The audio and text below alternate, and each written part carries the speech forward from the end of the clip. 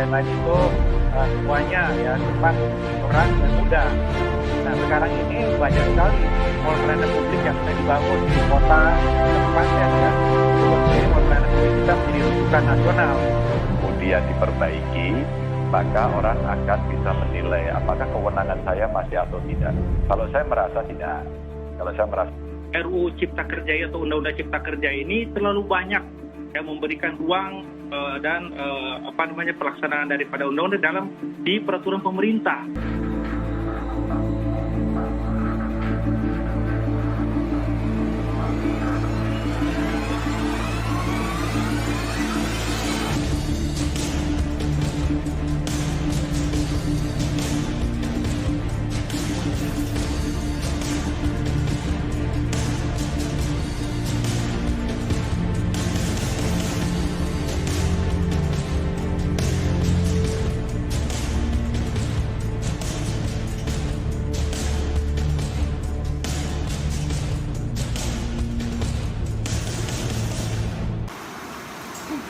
Baik, selamat malam. Selamat bergabung saudara-saudara sekalian dalam acara talk show pada malam hari ini. Saya, Syahsi Suciati, akan memandu jalannya diskusi kita pada malam ini, di mana kita akan membahas mengenai topik yang sangat menarik, yaitu berkaitan dengan Undang-Undang Cipta Kerja atau yang dapat kita sebut Omnibus Law, otonomi daerah, serta pengelolaan dan perlindungan lingkungan hidup. Seperti yang kita ketahui, Undang-Undang Omnibus Law Cipta Kerja resmi disahkan dalam rapat paripurna pada tanggal 5 Oktober tahun 2020 silam. Undang-undang tersebut katanya dibentuk dengan tujuan untuk menciptakan lapangan kerja yang seluas-luasnya bagi rakyat Indonesia secara merata di seluruh wilayah Indonesia, pelindungan UMKM serta perkoperasian, peningkatan ekosistem investasi, kemudahan berusaha, peningkatan pelindungan dan kesejahteraan pekerja, investasi pemerintah, pusat dan percepatan proyek strategis nasional. Undang-undang tersebut juga berfungsi untuk menyederhanakan berbagai aturan yang dianggap memperlambat proses ekonomi. Poin penting dalam Undang-Undang Cipta Kerja ini adalah untuk memudahkan proses dalam perizinan. Namun, di samping tujuan itu, Undang-Undang Cipta Kerja ini menjadi sorotan yang menimbulkan polemik, bahkan menuai pro dan kontra di berbagai sektor. Pelindungan dan pengelolaan lingkungan hidup menjadi salah satu faktor sorotan publik. Nah, pada pembahasan malam ini, kita akan membahas bagaimana implementasi Omnibus Law dalam lingkungan hidup dan pengaruhnya terhadap perwujudan otonomi daerah. Kita akan membahasnya bersama dengan 3 narasumber yang hadir dalam talk show pada hari ini, yaitu Mera Amelinda, Bestari, dan Meiza Hafilda. Oleh karena itu, untuk membuka pembahasan kita pada hari ini, kita akan mendengarkan pendapat dari narasumber pertama kita, yaitu Bestari, mengenai Undang-Undang Cipta Kerja Omnibus Law. Ya, baik saudari Bestari, bagaimana pendapat Anda mengenai Omnibus Law, Undang-Undang Cipta Kerja ini? Seperti yang kita tahu, Omnibus Law bertujuan untuk menyederhanakan regulasi di berbagai bidang. Lalu, pada tanggal 5 Oktober 2020, DPR mengesahkan UU Cipta Kerja ini dengan harapan membawa perubahan pada pengaturan pada rumpun bidang lingkungan hidup. Undang-undang tersebut dibentuk dengan tujuan untuk menciptakan lapangan kerja yang seluas-luasnya bagi rakyat Indonesia secara merata di seluruh Indonesia. UU PPLH dan juga UU sektoral pada bidang lingkungan hidup normanya diubah, dihapus, dan diganti yang baru oleh UU Cipta Kerja ini. Namun, UU PPLH dan UU sub-sub rumpunnya masih tetap berlaku, sehingga berpotensi menimbulkan ketidakpastian dan ketidakmanfaatan dalam penyelenggaraan urusan pada bidang ini. Tujuan penggunaan Omnibus Law sangatlah ideal, namun praktik terhadap UU Cipta Kerja ternyata menuai banyak kritik dan permasalahan. Setidaknya terdapat 3 hal terhadap Omnibus Law yang digulirkan oleh pemerintah, yaitu pertama, berpotensi menambah masalah dalam sistem hukum Indonesia. Lalu yang kedua, perencanaan Omnibus Law ini terlalu terburu-buru dan tertutup. Dan ketiga, Omnibus Law RUU Cipta Lapangan Kerja berpotensi melanggar hak warga negara, terutama buruh dan keluarganya yang dijamin oleh konstitusi. Omnibus Law Cipta Kerja pada bidang lingkungan hidup dan kehutanan pada prinsipnya tidak mengalami perubahan pada Undang-Undang Nomor 32 Tahun 2009. Berdasarkan data dari Kementerian Koordinator Perekonomian, pada Februari 2020 telah terjadi kompleksitas dan obesitas regulasi di pusat dan di daerah. Penerapan metode Omnibus Law memiliki banyak kelebihan untuk menyelesaikan disharmonisasi regulasi di Indonesia. Kelebihan tersebut antara lain dapat mengatasi konflik peraturan perundang-undangan baik vertikal maupun horizontal secara cepat, efektif, dan efisien. Selain itu, mampu menyeragamkan kebijakan pemerintah baik di tingkat pusat maupun di tingkat daerah untuk menunjang iklim investasi. Omnibus Law juga dapat memangkas pengurusan perizinan lebih terpadu, mampu memutus rantai birokrasi yang berbelit-belit, meningkatkan hubungan koordinasi antar instansi terkait karena telah diatur dalam kebijakan Omnibus Law Regulation yang terpadu, serta adanya jaminan kepastian hukum dan perlindungan hukum bagi para pengambil. Dalam pelaksanaan otonomi daerah, pemerintah daerah pun memiliki kewenangan dalam mengurus mengenai lingkungan hidup terkait pengelolaan dan pelestariannya.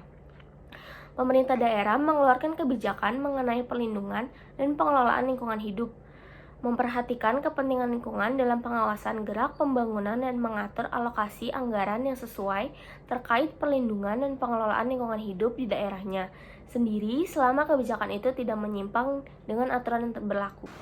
Baik, terima kasih atas pendapat Anda. Tapi tadi sempat disinggung mengenai otonomi daerah. Bahkan seakan implementasi Undang-Undang Cipta Kerja Omnibus Law ini berpengaruh terhadap jalannya pelaksanaan otonomi daerah. Saya ingin mendengarkan penjelasan mengenai apa makna otonomi daerah itu sendiri. Bagaimana pandangan Anda, Saudari Merah?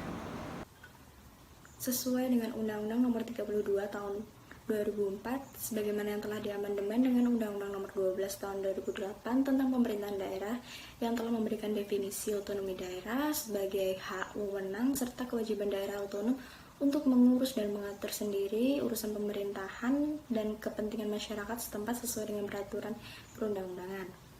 Sehingga dapat disimpulkan bahwa otonomi daerah merupakan sebagai wewenang yang diberikan oleh pemerintahan pusat kepada daerah, baik kabupaten maupun kota, untuk mengatur, mengurus, serta mengendalikan dan mengembangkan sendiri sesuai dengan kemampuan daerah masing-masing dan mengacu pada peraturan perundangan yang berlaku dan mengikatnya.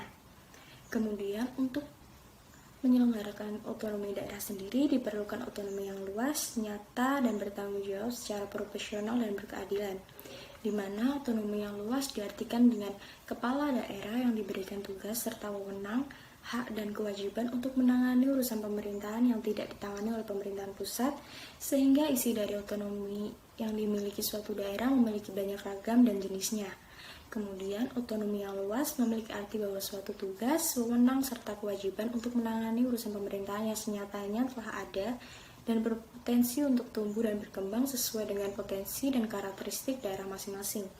Kemudian, otonomi yang bertanggung jawab, di mana artinya bahwa otonomi dalam penyelenggaraannya harus benar-benar sejalan dengan tujuan pemberian otonomi yang pada dasarnya untuk memberdayakan daerah termasuk meningkatkan kesejahteraan rakyat.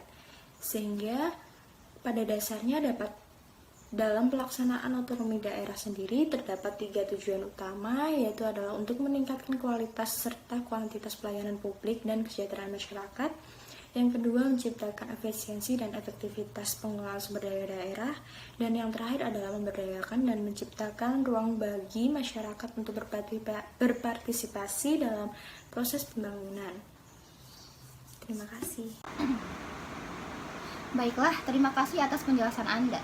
Sejauh ini kita sudah membahas mengenai Omnibus Law dan otonomi daerah. Topik terakhir yang akan kita bahas adalah terkait isu lingkungan hidup pada Undang-Undang Cipta Kerja ini, di mana kita akan mendengarkan argumentasi dari Saudari Meza. Namun sebelum itu, hal yang penting untuk patut ditanyakan, apa saja yang berubah terkait kluster lingkungan di dalam Undang-Undang Cipta Kerja ini?